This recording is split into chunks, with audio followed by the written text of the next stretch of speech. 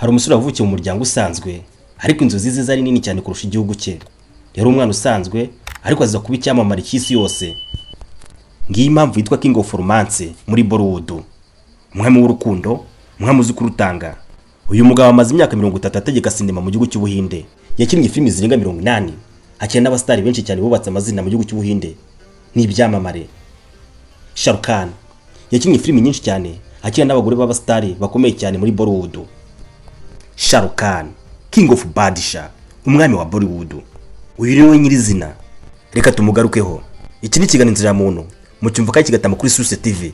Nitwa Aisha Ardos, mbahaye ikaze.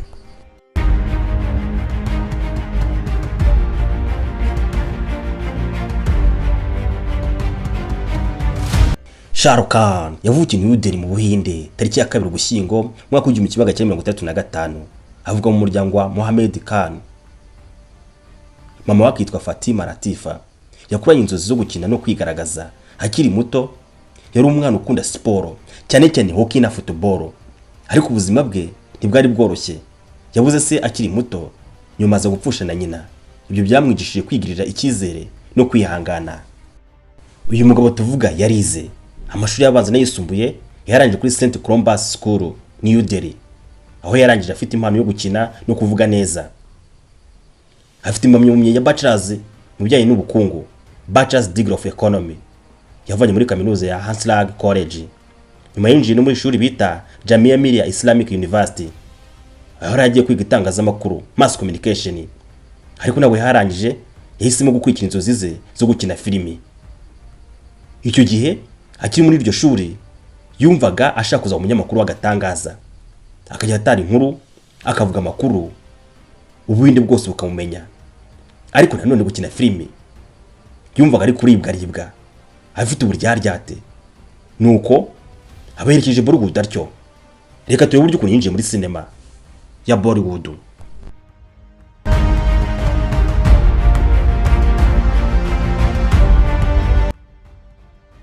Ageze mu Mumbai byaramucanze. Birumvikana yaramaze kuva New Delhi ajye mu Mumbai, mu mujyi ataramenyereye. Yari n'imfubyi, yaramaze no gupfusha ababyeyi be. Shah Rukh Khan mu gihe abandi bagendaga bava mu kazi bataha mu ngo zabo bajya kuryama no kuruhuka, Shah Rukh Khan yaraye mu mbeho kugira ngo abeho.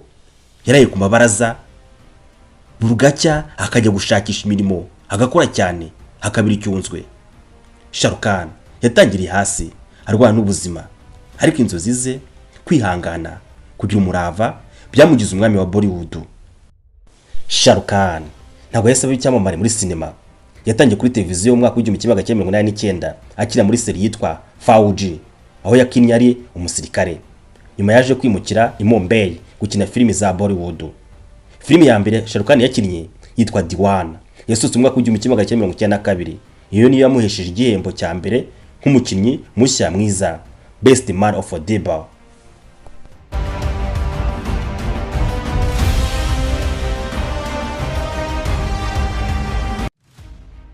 Kuva mu mwaka wa 1992 kugeza mu mwaka wa 1995, Shah Rukh Khan 95 yatangiye kwigaragaza nk'umuntu koko wari ufite inzozi zo gukina filimi, abizamo neza.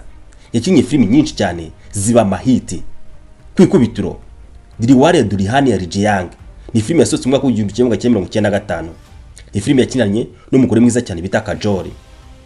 Ni imwe muri filimi zamaye imyaka myinshi cyane kurusha izindi zose zerekanwe mu Buhinde. Iyi filimi yararebwe cyane. Karahava, Kuch Kuch Hota Hai ni filimi yasohotse mu mwaka wa 1998. Ni filimi yakinanye n'umukobwa mwiza bita Kajol, Rani Mukherjee. Iyi ndirimbo yibonye Kuch Kuch Hota Hai ubona Shah Rukh Khan akina neza, abyina, aceza kujwi ryiza cyane. Aba bakobwa Kajol na Rani Mukherjee nabo barimo cyane bagaragaza urukundo bafitiye Shah Rukh Khan. Kab Kush Kab Gam ni filimi yasohotse mu mwaka wa 2001. Ni filimi irimo Muze Amitabh Bachchan, Kajol na Hrithik Roshan. By'umwihariko iyi filimi Kab Kush Kab Gam ifite ibice bibiri, pariti ya mbere na pariti kabiri. Muze Amitabh Bachchan aba ari papa wa Hrithik Roshan na papa wa Shah Rukh Khan. Ariko iyi filimi iba ishaka kugaragaza urukundo rwo mu muryango, urukundo rw'umubyeyi aho ugomba kugaragariza abana be. Ku mwanya wa kane turasanga filimi nziza cyane yasohotse mu mwaka wa 2002, Devil Death.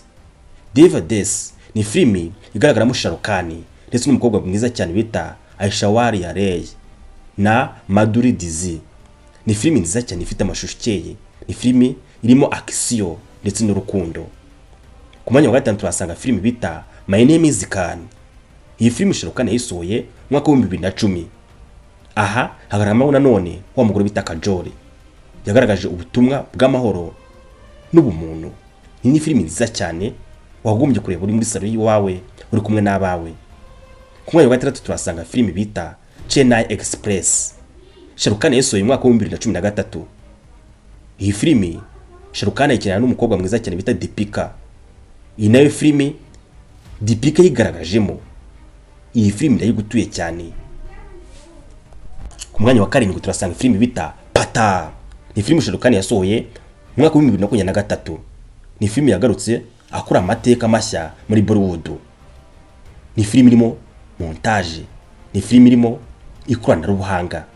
Filimi zo ni nyinshi cyane ntago twazirondora bwakura bugacya, ariko izi nizo filimi z'ingenzi cyane zibihe byose kuri Shah Rukh Khan ndetse n'abakunzi be.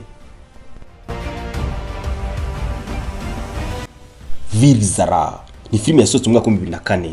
Ni filimi Shah Rukh Khan agaragaramo yerekana urukundo aho akunda n'umukobwa bita Preeti Zinta. Preeti Zinta akunda Shah Rukh Khan. Ni filimi nziza cyane yuzuye mu rukundo nyarukundo. Ni ya filimi uzareba nawe ukakugisha kuba wakunda, ugakundwa, ukawatanga urukundo. Muri uyu mwaka kandi nanone wa 2004 yasohoye indi filimi bita May Hona. Shah Rukh Khan ariko n'umukobwa mwiza cyane bita Sashimi Tasini. Iyi ni filimi irimo action ndetse n'urwenya. Ngizi filimi zibihe byose kuri Shah Rukh Khan. Dore izi nizo filimi ukwiye kureba koko. Shah Rukh Khan ni ikirangire koko, uretse no kuba ari icyamamare.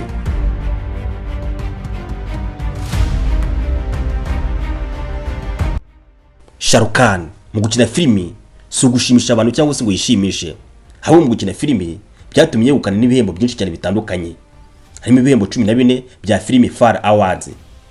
Yahawe icyubahiro na leta y'Ubuhinde bamuha igihembo bita Padma Shri. Yahawe ibihembo mpuzamahanga birimo cy'Ubufaransa Legion of Honor. Uyu mugabo ni umwe mu bakinnyi ba sinema bafite umutungo munini ku isi, ubarirwa mu miliyari z'amadolari. Mu Buhinde bamwita King Khan, Badshah of Bollywood. Afite abafana miliyoni nyinshi cyane ku isi. Ni umwe mu bakinnyi bafite izina rikomeye kurusha benshi cyane muri Bollywood. Azwiho gufana, azwiho no gukunda abafana be cyane, azwiho no kwicisha bugufi. Shah Rukh Khan yatangiriye hasi arwana n'ubuzima, ariko inzozi ze, kwihangana, kugira umurava byamugize umwami wa Bollywood. Ese wowe inzozi zawe ziruta gute imbogamizi zawe? Intangatsu b'iki cyegeranyo inzira muntu mwisi twatume tugana kuri Shah Rukh Khan. Munyemerere nsubikira ahangaha. Ndashimira mwe mwese bakomeje kubana natwe. Iyi ni Source TV. Mukore subscribe, like, share na comment. Haba yari filimi za Shah Rukh Khan wakunze cyane kurusha izindi, watwakira muri comment ukadusangiza. La vista. Nitwa Aisha Ardos. Ciao ciao.